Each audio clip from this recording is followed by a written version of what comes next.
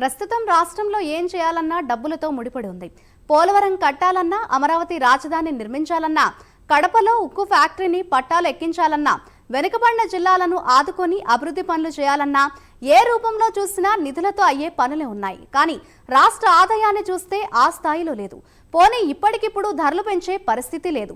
చంద్రబాబు నాయుడు ముందు ఉన్న పరిస్థితిని గమనిస్తే ధరలు పెంచే అవకాశం లేకపోగా తగ్గించాలని డిమాండ్లు కూడా వినిపిస్తున్నాయి. మరి ఏపీని గాడిన పెట్టాలంటే ఏం చేయాలి?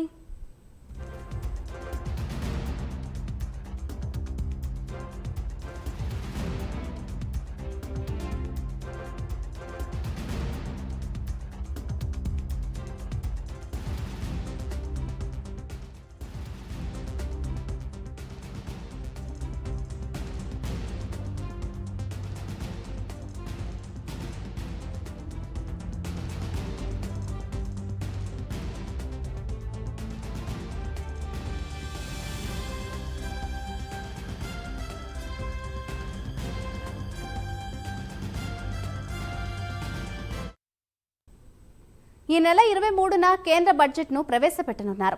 ఈ మేరకు కేంద్ర బడ్జెట్పై ప్రధానమంత్రి నరేంద్ర మోదీ ఉన్నత స్థాయి సమీక్ష నిర్వహించారు. దేశంలోని ప్రముఖ ఆర్థికవేత్తలు, వివిధ రంగాలకు చెందిన నిపుణులతో మోదీ భేటీ అయ్యారు. సమావేశానికి ఆర్థిక శాఖ మంత్రి నిర్మలా సీతారామన్ సైతం హాజరయ్యారు. ఈ బడ్జెట్లోనే ఏపీ పురోగతి ఆధారపడి ఉంది.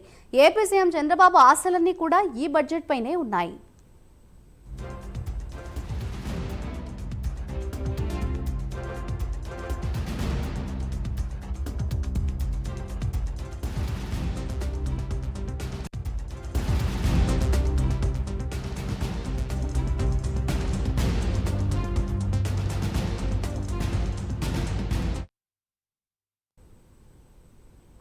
ఇటీవలే చంద్రబాబు నాయుడు ఢిల్లీకి వెళ్లి ప్రధాని నరేంద్ర మోదీతో పాటు అనేక మంది కేంద్ర మంత్రులను కలిశారు.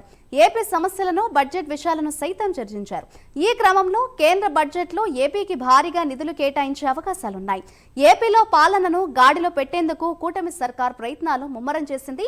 ఇటీవల ఢిల్లీ టూర్లో ప్రధాని మోదీని కలిసిన చంద్రబాబు 1,00,000 కోట్లు కేంద్ర సాయం అడిగినట్లుగా ప్రచారం జరిగింది. చంద్రబాబు $12 బిలియన్ కోరినట్లు బ్లూంబెర్గ్ నివేదిక వెల్లడించింది.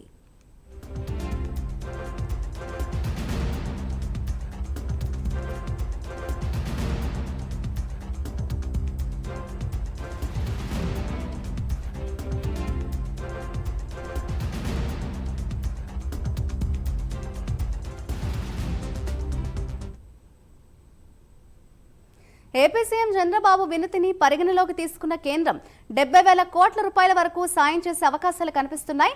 కేంద్ర బడ్జెట్లో ఏపీకి భారీ కేటాయింపులపై కేంద్ర ఆర్థిక శాఖ మంత్రి నిర్మలా సీతారామన్ కసరత్తు చేస్తున్నట్లుగా సమాచారం.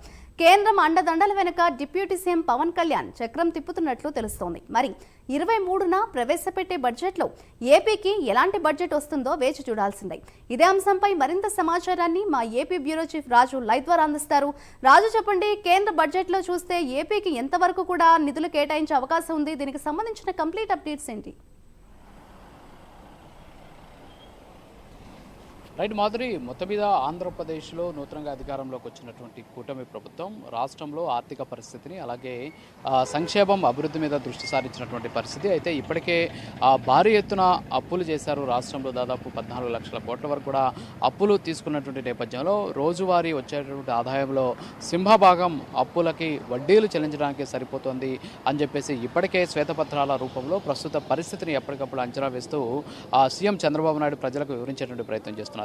మరి ఈ నేపథ్యంలోనే ప్రస్తుతం ఉన్నటువంటి పరిస్థితుల్లో రాష్ట్రానికి ఖచ్చితంగా కేంద్ర సాయం లేనిదే రాష్ట్రాభివృద్ధి సాధ్యం కాదు అని చెప్పి భావించినటువంటి చంద్రబాబు నాయుడు ఇప్పటికే ఎన్డీఏ కూటమిలో కీలక భాగస్వామిగా ఉన్నటువంటి నేపథ్యంలో ప్రధాని నరేంద్ర మోడీ తోటి ఇటీవల ఆయన భేటీ అయ్యారు. భేటీ అయినటువంటి సందర్భంలో రాష్ట్ర అభివృద్ధికి, అంతేకాకుండా ప్రస్తుతం ఇచ్చినటువంటి హామీల అమలుతో పాటు రాష్ట్రంలో ఒక సుస్థిర పాలన అందించడానికి అవసరమైనటువంటి సాయం కేంద్రం ఇవ్వాలని చెప్పేసి ఆయన కోరినటువంటి పరిస్థితి. ఇందులో భాగంగా దాదాపు 1,00,000 కోట్ల రూపాయల వరకు మేరకు ఆర్థిక సాయం ఇవ్వడమే కాకుండా రాష్ట్రంలో ఉన్నటువంటి వివిధ ప్రాజెక్టులకు సంబంధించి ఆ రుణాలను కాకుండా గ్రాంట్ల రూపంలో కేటాయించాలని చెప్పేసి ఆయన కోరారు. అయితే ఇదే విషయాన్ని బ్లూంబెర్గ్ నివేదిక కూడా స్పష్టం చేసింది. బ్లూంబెర్గ్ నివేదిక మేరకు $12 బిలియన్ అంటే దాదాపు 1,00,000 కోట్ల రూపాయలను ముఖ్యమంత్రి చంద్రబాబు నాయుడు ఇటీవల ఢిల్లీ టూర్లో ప్రధాని నరేంద్ర మోడీతో పాటు కేంద్ర మంత్రి నిర్మలా సీతారామన్తో కూడా మాట్లాడి ఈ ఏదైతే నిధులు ఇవ్వాలి అని చెప్పేసి ఆయన కోరినటువంటి పరిస్థితి. దీంతో పాటు మరోపక్క నితీష్ కుమార్ కూడా తమ రాష్ట్రానికి సంబంధించినటువంటి కేటాయింపుల విషయంలో కూడా పారదర్శకతతో ఉండాలి, తమకు కూడా 30,000 కోట్లు కావాలి అని చెప్పేసి ఆయన కోరినటువంటి నేపథ్యంలో ఈ నెల 23వ తేదీన కేంద్ర బడ్జెట్లో ఆంధ్రప్రదేశ్ రాష్ట్రానికి కీలకమైనటువంటి సింహభాగం నిధులు కేటాయింపు జరిగేటటువంటి అవకాశాలు కనిపిస్తున్నాయని చెప్పేసి భారీ ఎత్తున ప్రచారం జరుగుతోంది. ఇప్పటికే అమరావతి నిర్మాణం కావచ్చు, మరోపక్క పోలవరం నిర్మాణానికి సంబంధించినటువంటి నిధుల విషయంలో ఎంత అవసరమవుతుంది, దానికి సంబంధించి కేంద్రం ఎంత సాయం చేయాలి అనేటువంటి వివరాలతో పాటు ఎన్నో ఏళ్లుగా అపరిష్కృతంగా ఉన్నటువంటి 2 రాష్ట్రాల సమస్యలకు సంబంధించినటువంటి అంశాల పట్ల కూడా పెద్దన్న పాత్ర పోషిస్తున్నటువంటి చంద్రబాబు నాయుడు మరోపక్క ఎన్డీఏలో కీలక భాగస్వామి అయినటువంటి నేపథ్యంలో కేంద్రంతో ఎప్పటికప్పుడు సహాయ సహకారాలు అందిస్తూ రాష్ట్రాల మధ్య ఉన్నటువంటి సమస్యలను తీరుస్తూ ఆయన ముందుకు వెళ్తూ ఉన్నటువంటి నేపథ్యంలో ఖచ్చితంగా ఈసారి బడ్జెట్లో ఆంధ్రప్రదేశ్కి పెద్ద ఎత్తున నిధులు ఇవ్వాలి అని చెప్పేసి కేంద్రం కూడా భావిస్తున్నట్టు తెలుస్తోంది. ఈ నేపథ్యంలోనే దాదాపు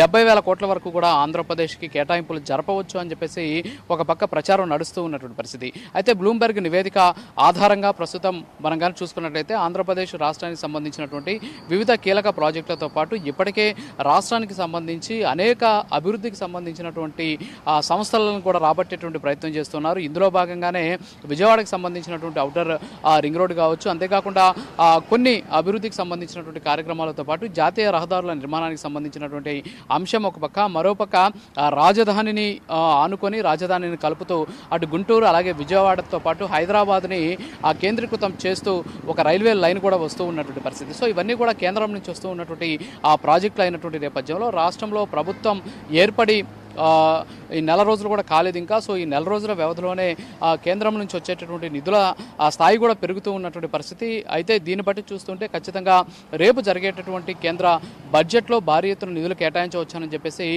సమాచారం అందుతోంది. మరోపక్క ఇప్పటికే ఆంధ్రప్రదేశ్కి సంబంధించినటువంటి బడ్జెట్ ఇప్పటికే ఓట్ ఆన్ అకౌంట్ బడ్జెట్ని గతంలో ఉన్నటువంటి ప్రభుత్వం 3 నెలలకు ప్రవేశపెట్టినటువంటి పరిస్థితి. సో ఆ ఓట్ ఆన్ అకౌంట్ బడ్జెట్ పూర్తయినటువంటి నేపథ్యంలో ఖచ్చితంగా ఇప్పుడు బడ్జెట్ని ప్రవేశపెట్టాల్సినటువంటి అవసరం ఉంది కొత్తగా ఏర్పడినటువంటి ప్రభుత్వం. అయితే ప్రస్తుతం కేంద్రం నుంచి ఎంత నిధులు వస్తాయనేటువంటి అంశాలు లెక్కలు చూసుకున్న తర్వాత పూర్తిస్థాయి బడ్జెట్ని ప్రవేశపెట్టాలా లేకపోతే ఓట్ ఆన్ అకౌంట్ బడ్జెట్తో సరిపెట్టాలనేటువంటి దాని మీద ఇప్పటికే ఆర్థిక శాఖ కసరత్తు చేస్తూ ఉన్నటువంటి సిచ్యువేషన్ అయితే ఉంది. సో మొత్తానికి కేంద్రం సాయంతో ఆంధ్రప్రదేశ్ రాష్ట్రం రాబోయే 5 ఏళ్లలో అటు అభివృద్ధిలో అలాగే సంక్షేమంలో రెండింటిలో కూడా మంచి స్థాయికి చేరుకుంటుంది అనేసి విశ్లేషకులు కూడా చెబుతున్నారు. మరోపక్క ఈ వ్యవహారం వెనక డిప్యూటీ సీఎం పవన్ కళ్యాణ్ పాత్ర చాలా కీలకంగా మారింది. ఎందుకంటే కేంద్రం నుంచి నిధులు రాబట్టడం కావచ్చు, కేంద్రం నుంచి వివిధ రకాలైనటువంటి ప్రాజెక్టులను రప్పించడంలో ఆయన కీలక భూమిక పోషిస్తూ ఉన్నాడు. సో కూటమిని అధికారంలోకి తీసుకురావడమే కాకుండా 100% స్ట్రైక్ రేట్ తోటి ఆంధ్రప్రదేశ్లో అధికారం చేజిక్కించుకునేందుకు కీలకంగా వ్యవహరించినటువంటి పవన్ కళ్యాణ్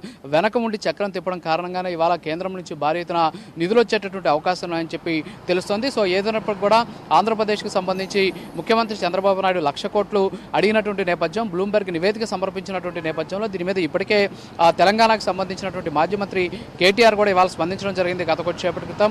సో బ్లూంబెర్గ్ నివేదిక ప్రకారం చంద్రబాబు నాయుడు $12 బిలియన్ కేంద్రం సాయం అడుగుతున్నాడంటే సో రాష్ట్రంలో అభివృద్ధి దిశగా రాష్ట్రాన్ని తీసుకెళ్లేటువంటి ప్రయత్నం జరగబోతోందని చెప్పేసి కూడా ఆయన కూడా కొన్ని పాజిటివ్ టాక్ చేసినటువంటి పరిస్థితి. సో మొత్తానికైతే కేంద్రం ఈసారి ఆంధ్రప్రదేశ్కి ఇచ్చేటటువంటి కేటాయింపులు మాత్రం భారీ మొత్తంలో ఉండొచ్చు అని చెప్పేసి ప్రతి ఒక్కరు కూడా అంచనా వేస్తున్నటువంటి సిచ్యువేషన్ కనిపిస్తోంది.